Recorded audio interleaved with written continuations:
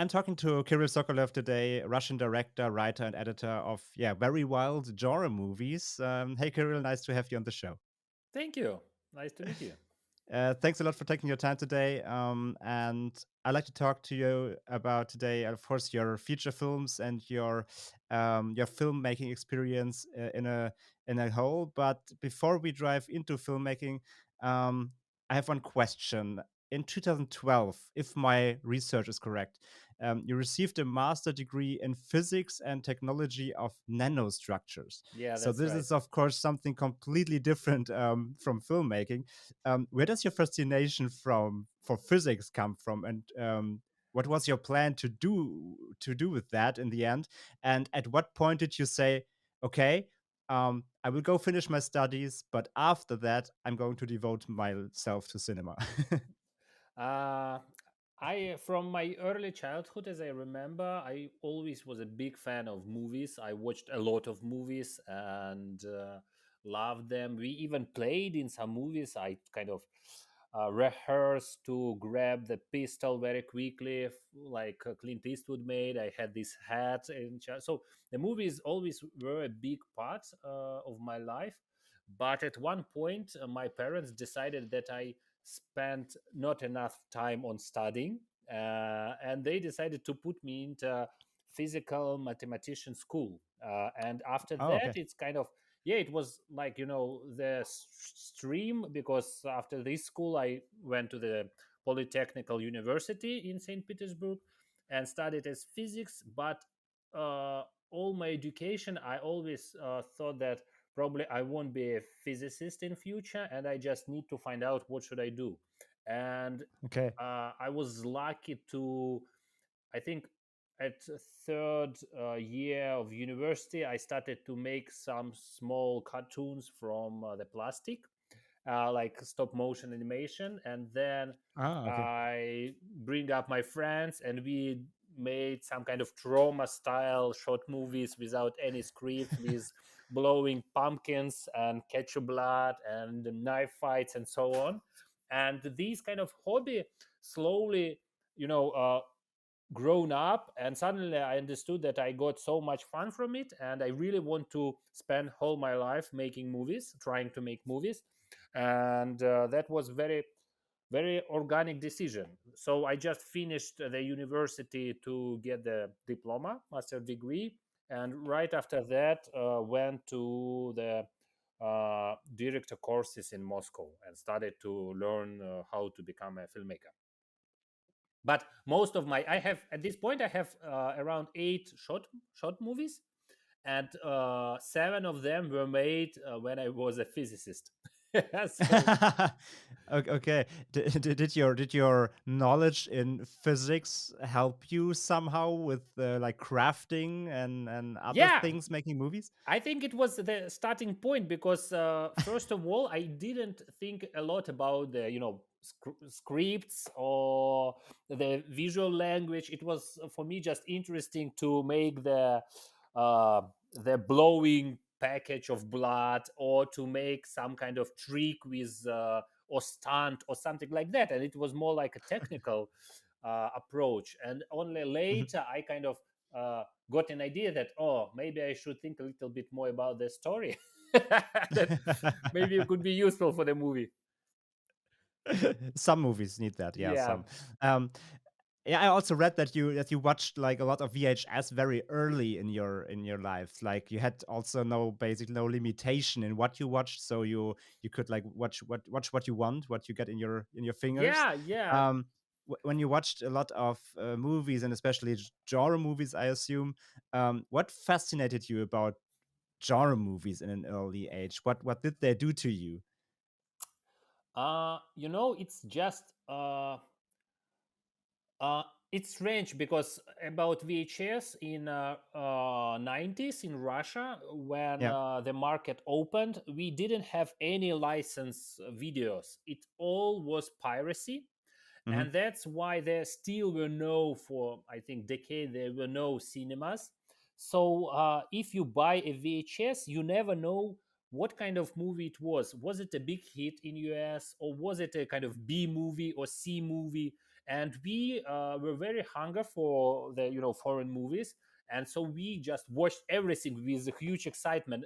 It doesn't, and sometimes movies which are absolutely not successful and nobody knows about it in US, in Russia was a big hits, and Hmm. people were kind of like you know all movies with Chuck Norris, for example, were very big in Russia. All movies Okay. with Steven Seagal for a very long time were rather big in Russia, and people were Okay. crazy about them. For example, I know that Goods on Hawk, right? People mostly hate this movie, but in Russia it was absolutely kind of famous, and people really love this movie, and I love this movie. I still think that it's very, very cool, and the genre brings, it's just elevate the real life, and it gives you this interesting feeling of uh, kind of, it extends the real world and make it a little bit more fantastic. And I love to think about that it's elevate humans abilities and makes y- um, I don't know, I think that I was kind of somehow I was probably traumatized by movies, but from the other hand, they grown a very cool ability to look at everything happen to you with big irony, and with kind of this even when you can find something funny in the darkest moments of your life, and that's definitely came from these kind of 80s 90s VHS hits and so on. Okay, okay. Where so it was bootlegs basically. So where did you get them? Like, could you buy them just in stores, or was We there like could buy them movie? on the stores. There were like Yeah. tables right on the streets where people Okay. put this VHS on the street. You grab it and you talk with the a guy who sell it, and you talk, is that good movie? He said, no, it sucks, take this one, you will like it, a lot of fights and boobs and subject like that. It was that type of conversation, and that was the only source of information about what kind of movie you should take, and you trusted that people, and never thought about, oh, maybe my taste is different. No, you kind of, okay, he said it's okay, I'll take it. Yeah, but I know that that was for us. It was the video stores basically. The video store owner was the expert. You were like just a young person. You have no clue of what's out there, and yet you just ask them like, "What should I watch? Give me something wild." And yeah, you just you just were Yeah, relying yeah. on their knowledge basically. Yeah, I know that. Okay, super interesting. You just mentioned the word like irony. Like you saw all this irony in the also like very maybe disturbing films, but like with a touch of irony. And yeah, this brings me also, of course, to your films because your movies both like combine noticeably elements of diverse genre generations, but like you have a focus on two things basically. That's irony and some sort of like satire, and it's violence. Um, what does like violence and irony stand for in your films for you, and what purpose do you see in use both very excessively? Yeah, the thing is, both of my movies are kind of, if you just read the script, it won't be funny at all. It's rather dark stories about very unpleasant things, about family's traumas, about this aggression and rage, when very close people can't find the common language and everything goes wrong. And that doesn't sound funny, but I really believe that movies have this kind of thera- therapeutic effect, right?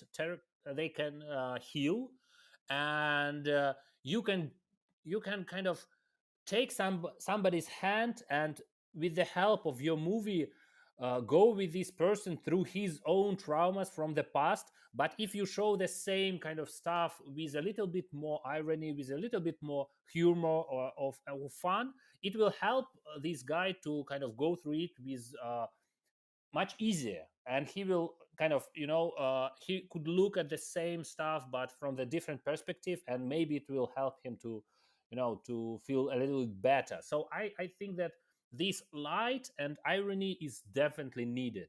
And for example, about both movies, No Looking Back and Why Don't You Just Die. If you just take away these extra violent pieces, yes, which more like cartoons than the real life grounded action. If you take them off, the story would be much darker, and people will react for them much darker. And so this action also needed to, elevate it a little bit, to turn it more into genre and more, make it more cinematic and less realistic, to make people got more fun than stress from the movie. Yeah, yeah, okay, yeah. So you want to have you are making violent movies, but you want to have people fun with it, not to Yes, grieve about it. definitely, Yeah, definitely. yeah, okay. And like besides violence and all the bloodshed and the humor, another element in your movies is very present, also in both of them, both stories. In Why Won't You Just Die, a guy is supposed to kill his girlfriend's father, and then no, looking back, a mother wants to save her granddaughter from her own uh, mother or her granddaughter. So if necessary with sheer violence. So what does like family the subject of family mean to you personally, and like why is it play such an essential role in both of your films? Yeah, there are a few reasons. First of all, it's a kind of very specific for Russia situation, because we have very quick changes in our country, and right now you can see that also. And people, because of these changes, I mean global changes, each generation is very different from the previous one, and each generation has absolutely different type of uh, you know uh, of kind of different understanding about what is good and what is bad and how you should spend your life, and that leads to a huge gap between the generations, and it's always very difficult to find a common language between children and parents, because they are very different because of the global changes, and that leads to a lot of big conflicts. And when families fall apart and children hates their parents, they don't talk to each other, and it's rather common situation here. And that's one part of this reason why I always kind of talk about family, because we all have families, we all know what does it mean to have family, yes, but in the same time it's very problematic and traumatic theme here. And but from the other side, family is a uh, very kind of comfortable metaphor. If you want to talk globally about the life in your country or political or social system, you can just uh, put all themes into one relationships into one family, yes, and that will be a very clear metaphor of it. So for me, both movies are rather they all both have very clear social context, and about when you can't find a common language, when the level of aggression rises and it leads to a very bad things. And right now we see yes, all these kind of terrifying, horrible situation between Russia and Ukraine. Yes, it's kind of an example uh, of this craziness, when this level of rage, uh, just when people can't find a common language and listen to each other, and because they um, fueled with this kind of rage all the time because of the propaganda and different stuff from TV and all, so on. Yes, the only the only way to kind of to get your point through the violence, and that's what we see right now, and that's what about also my movies. Probably that's the other answer why they are in some way so violent, but still kind of, yeah, when you can't find the words, you kind of start kind of violent behave. So yeah, yeah. Sorry, Okay, very long yeah, response. It's yeah. kind of a little bit complicated to find the right No, no, but words what is a right now good? because Yeah. it's very traumatic experience, and it's still kind of, it's still some, when a few days ago I rewatched that trailer of No Looking Back, and Hmm. I was shocked how these kind of, in trailer it's very clear, this metaphor of the angry grandma who ready to kill everybody to get this girl back, and Yeah. it's very similar to what is going on right now, and that's terrifying. Yeah, I actually thought the same thing when I watched the movie. I watched it a few days ago, and the allegories you can take from that and like put it just on the world map. It's frightening but super fitting. So Yep. I completely see your point. Like it's for me, like when I watched your movies, these conflicts inside these families are just over exaggerated versions of what is happening out there everywhere, basically on each scale, from families to whole countries, basically. And for me, like your violence in your movies, as you said, it's comic, it's comic violence, but it's just like an alternate version of the real world. It's in a nutshell, it's the same thing. And that's what I also was very yeah. Of course, it is. It's as you said. It should make fun, and I had fun watching your movies, but these undertones were always there. So this is clearly Yep. coming out. Yeah. So yeah, totally get that. And I mean, with your current film now looking back, you have also, as said, staged a mother-daughter team like that is on the run from their own mother or grandmother. And yeah, it's a very wild film, of course, with everything like which you can see that everything was demanded from your characters when they're chasing through the woods and falling over and stuff and shooting at each other. And I was particularly impressed by Sofia Krugova, who embodies Masha. And like, not only does she lean all in physically and but I had also had a laugh at how much swearing skills she have. um, how did you discover her as an actress? And was it okay for her real parents that you put so many swear words in her mouth? Yeah, for parents it was absolutely okay. Okay. They loved the movie, they loved that Sonia take part in it, and they are absolutely happy about it. Sonia is extremely our extreme luck, because I spent almost a year trying to find a girl, Hmm. and she's not an actress. She's kind of, she's a circus girl. Oh, okay. She's from child circus, so that's why all stunts you see in most stunts you see in the screen, she does by herself. And Oh, wow. Okay. yeah, that was very cool, but also she had this absolutely wild energy, and she's in real life absolutely the same. She's just kind of, swearing little piece of energy, and all grown up actors could were sometimes tired, or sometimes they were not in a good mood, but Sonia came to the set and kind of, let's do that, let's go, and everybody watched at her, and she kind of helped everybody to find more forces. She's amazing, she's, yeah, very, I hope that she will have a bright future, because she's a big actress. Yeah, yeah. I loved her. Really, really. Her performance was amazing, and especially not spoiling that. But I loved the ending scene also with the table, and Yeah.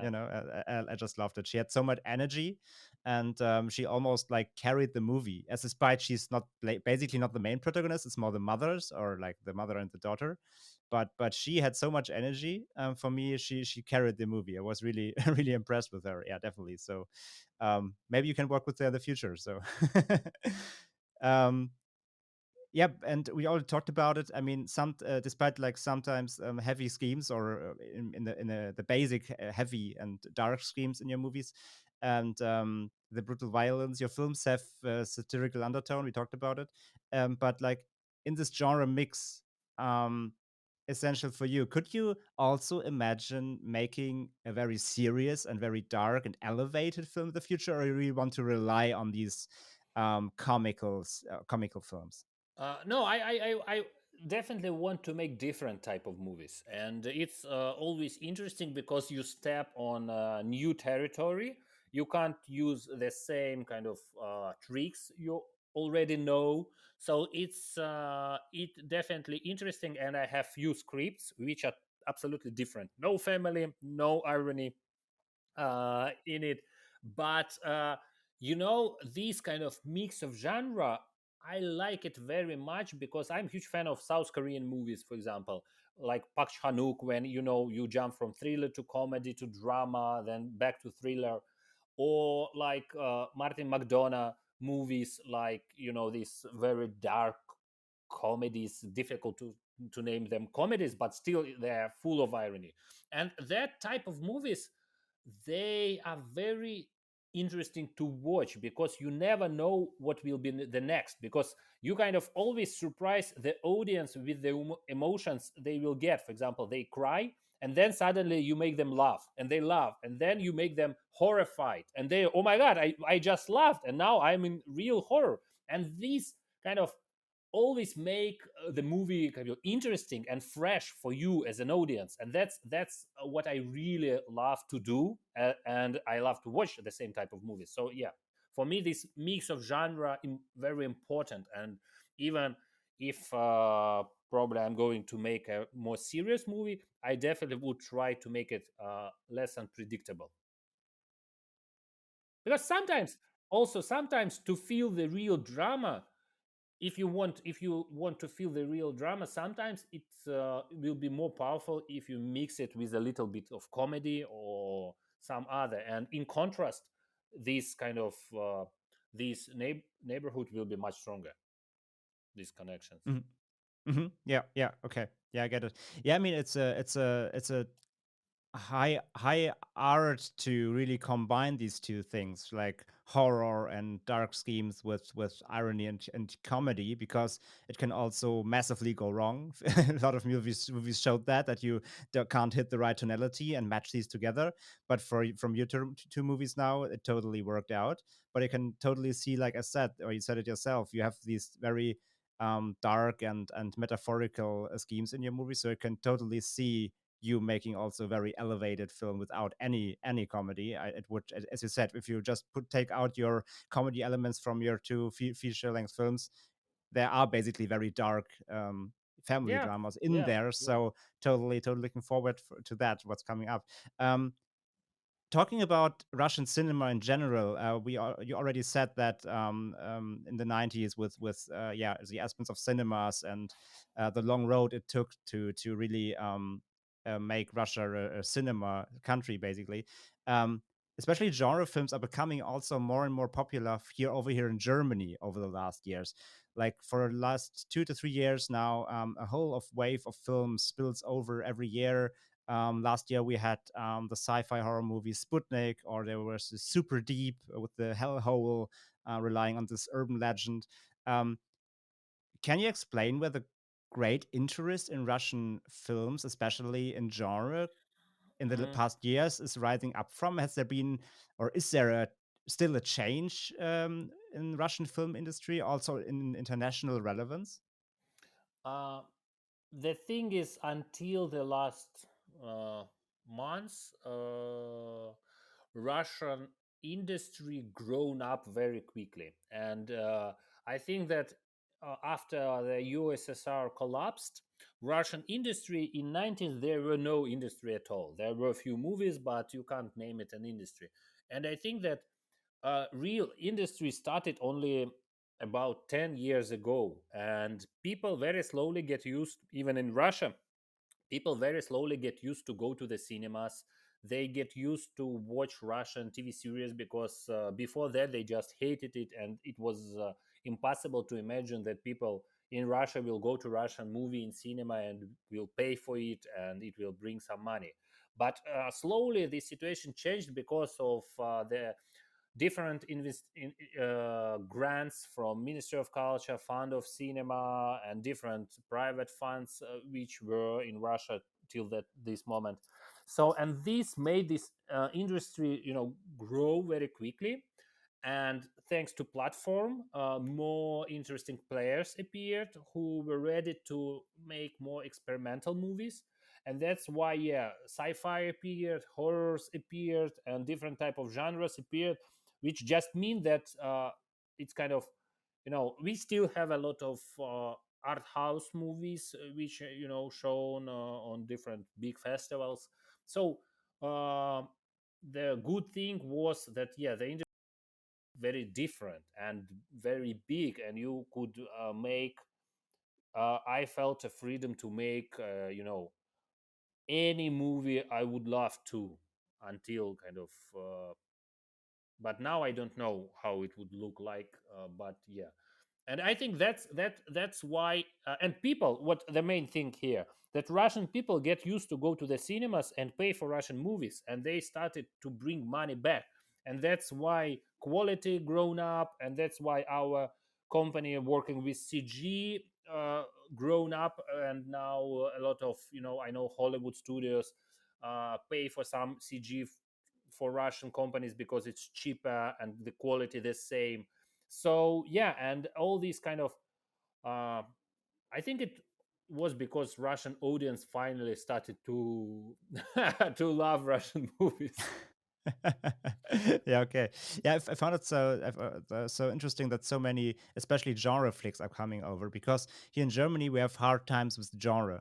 If you want to make a German genre movie and you want funding from from the film fund, basically you can't go there and say I want to make a genre film. Especially don't say you want to do a horror film, because they will send you right away.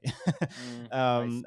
They want to see comedies, they want to see lighthearted stuff, which is for the masses. So if you want to do a genre movie, especially with violence and all this nasty stuff we love, you have to really work around that. Say like, yeah, I will make a thriller or something, and then work something around it. So it's for us over here, as genre fans. We love to see how much genre movies are also coming from Russia, as I said, in the last years. So yeah, that was because I was asking the relevance of it in the market. But yeah, it all comes together then from the fast build up of the industry. Then yeah, Yeah. can see that. Um, so as you just said, so you also of course don't know at the moment what will be next then, and how the industry will look like now from the point of view in the few years, and how things will go. But very concrete, are there any developments at the moment on your side? Are you still planning a next project, or is at the moment is I everything was in the on hold? I was in the middle of pre-production. We had to shoot a movie in co-production with Finland, Oh, okay. and we freezed in the middle of pre-production. And that now I don't know if the movie ever happen or no. So yeah, it's very complicated, because it's not only about industry, it's about all life in Russia, because people just kind of don't know what will be next. They just freeze and absolutely confused and terrified. And yeah, so you just kind of uh, I don't know, like in, like a deep frustration of everything. Yeah, I can totally get that. We're shooting in Russia or somewhere else. We had to shoot partly in Russia, partly in Finland. Okay, okay. Yeah, I can get that. So yeah, really hoping for that this project can move on sometime. Yeah, we're slowly coming also to an end. Then would be the end of my question phrase. I would love to give you basically the last words of the interview, and any words you want to direct to our German audience, or the German or German speaking genre film fans out here. Do you want to address anything to them?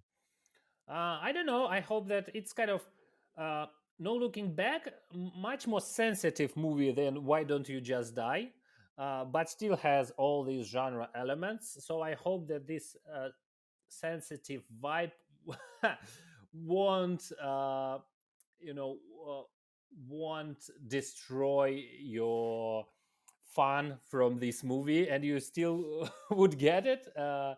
Yeah, so I just hope that people, when it's the tricky situation here, that it's much more Russian story than Why Don't You Just Die, much more national, because there are some, type of characters, the complicated relationships between them, this line on the family in a jail family, right? All these kind of themes, they are very Russian, and I worry, I really worry that maybe outside of Russia, for people, it won't be so exciting and interesting to watch after them. But I hope that it's still rather clear, and this movie will work, and the audience will get fun from it. I'm sure they will. So we are doing this interview now before the Fantasy Film Fest. So the movie will show on Saturday. Talking now next week, I also will be there, and I will. Yeah, I'm looking forward how the audience will then react in the cinema, and yeah, Cool. how they receive all the Oh, cool. madness in You this can movie. type me later. What was the reaction? I will do that. We will also again be on site and then record some audio from the audience. We'll ask how was it? How was it received? So I can send it over to you. Oh, cool. Yeah, yeah, yeah. That's amazing. That's amazing. Amazing. So then, thank you so much for having me. Thank you for your time, and yeah, good luck with hopefully future projects, which projects in the making, and of course, the most important thing: stay safe, and all the best to you. Thank you.